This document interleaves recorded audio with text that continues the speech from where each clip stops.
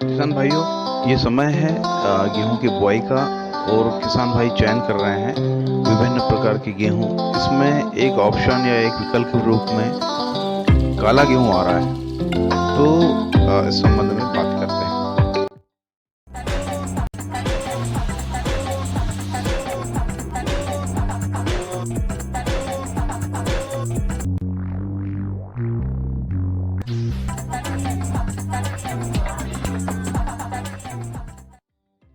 किसान भाइयों, हम मीडिया के माध्यम से यह देख चुके हैं कि इसमें एंथोसाइनिन जो पिगमेंट है उसकी मात्रा अधिक है और यही गेहूं को काला रंग देती है। काले गेहूं के साथ बहुत सारी समस्याएं जुड़ी हुई है। पिछले साल का स्टॉक मेरे कई साथियों के पास पड़ा हुआ है। कई किसान साथियों के पास पिछले साल का ही जो है स्टॉक वो रखा हुआ है और उनको बेचने में परेशानी आई है। और आम जनता की तरफ से इस तरह की कोई डिमांड नहीं आ रही। एज ए बीज, मतलब जिनको बोना है फिर से, वो बीज की डिमांड ही आ रही है। इसके साथ साथ इसमें एक समस्या ये है कि इसका अनुमोदन नहीं है, यानी सरकारी खरीदी इस बीज की नहीं हो रही है या इस गेहूं की नहीं हो रही है।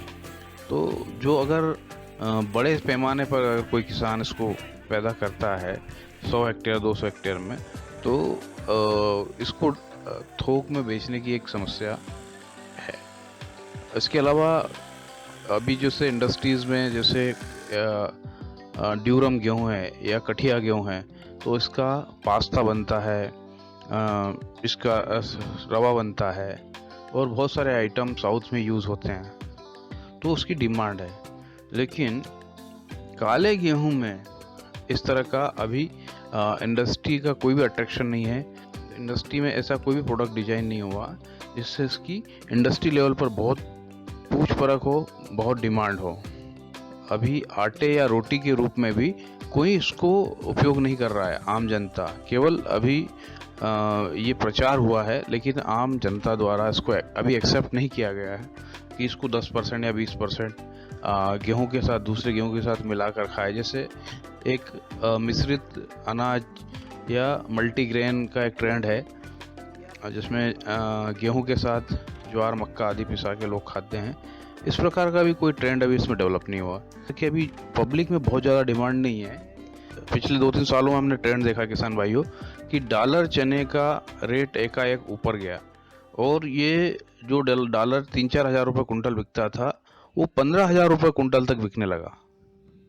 और जिन्होंने फिर बीज बेच लिया तो अगले साल पता चला कि वो वापस 5-6 हज़ार की रेंज में आ गया।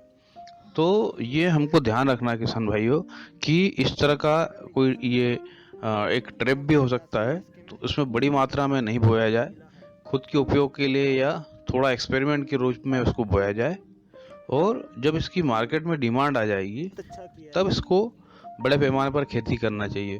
तो अभी जो इस समय जो बीज बेचने वाले संस्थाएं हैं या बीज बेचने वाले कुछ बड़े किसान हैं जिनके पास पिछले साल का प्रोडक्शन रखा है, तो उसकी पूछ परख हो रही है और बहुत ऊंचे रेट 60 रुपये 70 रुपये के रेट मार्केट में कोट किए जा रहे हैं और कुछ 50-60 रुपए की रेंज में भी बेच रहे हैं। तो अभी किसान भाई इसमें जल्दबाजी नहीं करना चाहिए, क्योंकि कोई भी वैज्ञानिक अनुशंसा नहीं है इसको बोने की, न ही कोई वैज्ञानिक वैरायटीज़ अभी व्यापक पैमाने पर रिलीज हुई है इसकी। तो थोड़ा सा हम खुद के उपयोग के लिए यूज़ कर सकते हैं इसको, और अभी वेट एंड वॉच की रणनीति अपनाना चाहिए।